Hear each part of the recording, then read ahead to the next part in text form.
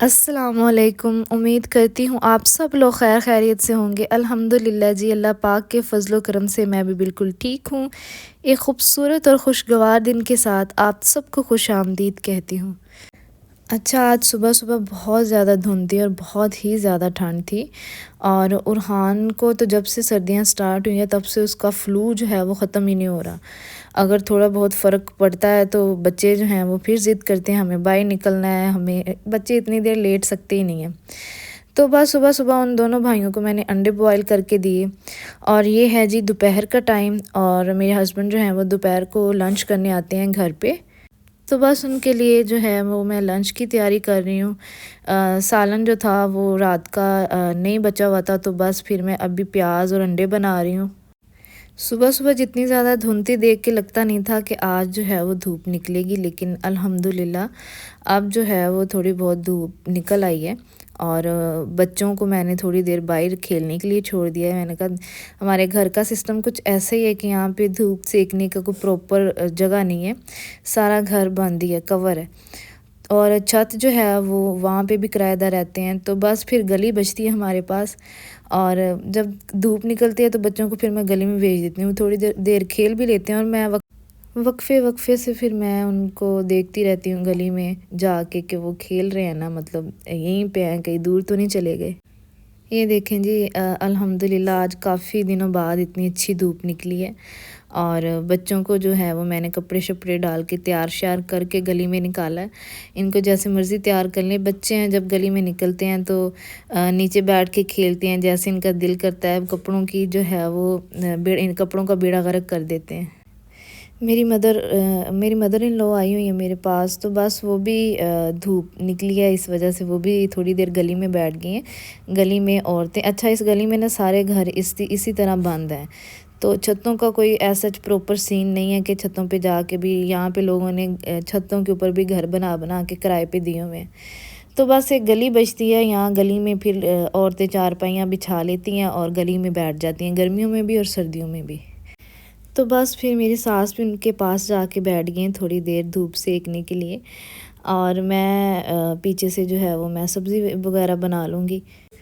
یہ میں نے سویاں بنائی تھی صبح، اذہان جو ہے وہ صبح ضد کر رہا تھا کہ میں نے سویاں ہی کھانی ہیں، میں نے روٹی نہیں کھانی، ہوتا ہے نا بچوں کو کبھی کبھی جو ہے وہ ایسی چیزیں کھانے کا دل کرتا ہے۔ میں کافی دیر ہو گئی میں نے سویاں کبھی نہیں بنائی، گرمیوں میں بناتی تھی، بچے کھا کھا کے تھک گئے تھے، تو کل اذہان نے خود ہی کہا کہ میں نے سویاں کھانی ہیں، پھر میں نے صبح صبح جو ہے اس کے لیے سویاں بنائی، صبح بھی اس نے کھائیں اور ابھی بھی دوپہر کے ٹائم اس نے کہا کہ مما مجھے سویاں دو، میں نے پھر ان دونوں بھائیوں کو کھلائی۔ اب ساتھ ہی میں سبزی بناؤں گی، ساتھ ہی اذہان کو میں لے کے بیٹھ گئی ہوں کہ بیٹا تم لکھو۔ اچھا، پڑھنے کے نام پہ تو پتہ نہیں بچوں کو ہوتا کیا ہے، جب بھی میں اذہان کو کہتے ہیں نا چلا اذہان تمہیں پڑھاؤں، تو ساتھ ہی اذہان کے فیس ایکسپریشن دیکھنے والے ہوتے ہیں، لیکن جب ایک دفعہ بیٹھ جاتا ہے نا تو پھر تھوڑا ریلیکس ہو جاتا ہے، ورنہ باہر گلی میں کھیل رہا اور میں ایسے کہوں کہ آجو اذہان کام لکھ لو، سبق پڑھ لو، تو پھر جو ہے اذہان کو لے کے آنا بہت مشکل ہوتا ہے، پھر اذہان نہیں آتا۔ شروع میں اذہان کو ٹیوشن بھیجتی تھی گاؤں کے اندر، ہمارا جو گھر ہے وہ ایک گلی میں، یعنی وہ گلی جو ہے وہ گاؤں سے باہر ہے، ایک سائڈ پہ ہے، اور جب گلی سے گزرنا پڑتا ہے تو سامنے روڈ ہے، تو پھر مجھے بہت ہوتا ہے، میں ہر روز اس کو چھوڑنے بھی نہیں جا سکتی اسٹاپ سے گزر کے، کیونکہ بہت زیادہ رش ہوتا ہے، اتنے آدمیوں کے اندر سے گزر کے جانا تو بہت ہی مشکل ہے میرے لیے، تو پھر میں نے یہی ڈیسائیڈ کیا کہ میں خود اسے گھر پہ ہی پڑھاؤں گی، جیسے ایک ماں پڑھا سکتی ہے، جیسے ایک ماں دھیان سے کنسنٹریشن سے پڑھا سکتی ہے، ویسے کوئی بھی نہیں پڑھا سکتا۔ شروع میں اس نے مجھے بہت ہی تنگ کیا، بالکل بھی نہیں پڑھتا تھا، بہت مار کھائی ہے اس نے، لیکن الحمدللہ جیسے تھوڑا سمجھدار ہو گیا، ویسے سے پتہ چل گیا کہ اب میں نے ماما کے پاس ہی پڑھنا ہے، اور اب یہ کہتا ہے کہ میں نے ماما آپ کے پاس ہی پڑھنا ہے، میں نے اسکول بھی نہیں جانا۔ بس انشاءاللہ ایک ماہ تک اس کے ایڈمیشن اوپن ہو جائیں گے، تو اس اسکول میں نے اس کا ایڈمیشن کرانا ہے، پھر پتہ نہیں یہ کیا کرے گا۔ شروع میں جب اس نے ٹیوشن جانا تھا تب یہ ٹیوشن جانے کے لیے بھی بہت نخرے کرتا تھا، اب اسکول جانا ہے تو پہلے ہی کہتا ہے کہ ماما میں نے اسکول نہیں جانا۔ سارے بچے ایسے ہی ہوتے ہیں، ہم بھی اپنے بچپن میں ایسے ہی کرتے رہے ہیں کہ اسکول کے نام پہ ہمیں بھی موت پڑ جاتی تھی، لیکن انشاءاللہ جب یہ جانا شروع ہوگا تو پھر یہ کمفرٹیبل ہو جائے گا۔ اچھا، ماں باپ یہ سمجھتے ہیں نا کہ جیسے جیسے بچے بڑے ہو جائیں گے ویسے جو ہے وہ ہم ریلیکس ہو جائیں گے، ہماری پریشانیاں ختم ہو جائیں گی، ایسا کچھ بھی نہیں ہوتا۔ بچے چھوٹے ہوتے ہیں تو ان کی ٹینشن کم ہوتی ہے، ان کی فکر کم ہوتی ہے۔ جیسے جیسے بڑے ہوتے جاتے ہیں پھر ہمیں بہت سی پریشانیاں ستانا شروع کر دیتی ہیں۔ جیسے بچے پیدا ہوتے ہیں تو ماؤں کو یہ ہوتا ہے کہ یہ کب کرالنگ کریں گے، یہ کب چلنا شروع ہوں گے، ان کے دانت کب آئیں گے، یہ کب کھانا پینا شروع ہوں گے۔ تو یہ ایک ایکسائٹمنٹ ہوتی ہے ایک ماں کی کہ بچے جو ہیں وہ جلدی جلدی بڑے ہو جائیں، یہ چلنا شروع ہو جائیں تاکہ مجھے اٹھانا نہ پڑے۔ اور اس کے بعد پھر جیسے بچے چلنا شروع ہو جاتے ہیں پھر اور نئی فکریں، پھر سب سے زیادہ ماں باپ کو یہ فکر ہوتی ہے کہ یہ اسکول کب جائے گا، اسے اسکول میں ڈالنا ہے، کون سے اسکول میں ڈالنا ہے، اور اس کو مطلب اتنی پریشانیاں نا ایک ماں باپ کے لیے کہ میں بتا نہیں سکتی۔ بچوں کی فکر آپ کو دن بہ دن وہ بڑھتی جاتی ہے، وہ کم نہیں ہوتی۔ جیسے جیسے بچے بڑے ہوتے ہیں ویسے ویسے ان کی فکر بھی بڑھ جاتی ہے۔ اگر آپ کی اولاد نہیں ہے تو یہ بہت بڑی دکھ کی بات ہے، میرے خیال میں اس سے بڑا دکھ کوئی نہیں، لیکن اگر ہے تو یہ بھی بہت بڑی آزمائش ہے۔ اولاد ایک آزمائش کی طرح ہی ہوتی ہے۔ ماں باپ کو بہت فکر ہوتی ہے کہ ہم نے اپنے بچوں کے لیے یہ کرنا ہے، وہ کرنا ہے، اور سب سے زیادہ فکر ہوتی ہے بچوں کے مستقبل کی، کہ ہر ماں باپ کی خواہش ہوتی ہے کہ ہمارے اس دنیا سے جانے سے پہلے پہلے ہم اپنے بچوں کے فیوچر کو سیکیور کر دیں۔ اگر گھر نہیں ہے تو بچوں کے لیے پراپر رہنے کے لیے، ان کے رہنے کے لیے ان کی اپنی چھت ہو، بچوں کو اعلیٰ تعلیم کے لیے مطلب اتنی سیونگ ہو کہ ہم بچوں کی اچھے سے ان کو اچھے سے تعلیم دے سکیں۔ تو یہ کچھ فکریں ہیں۔ جیسے جیسے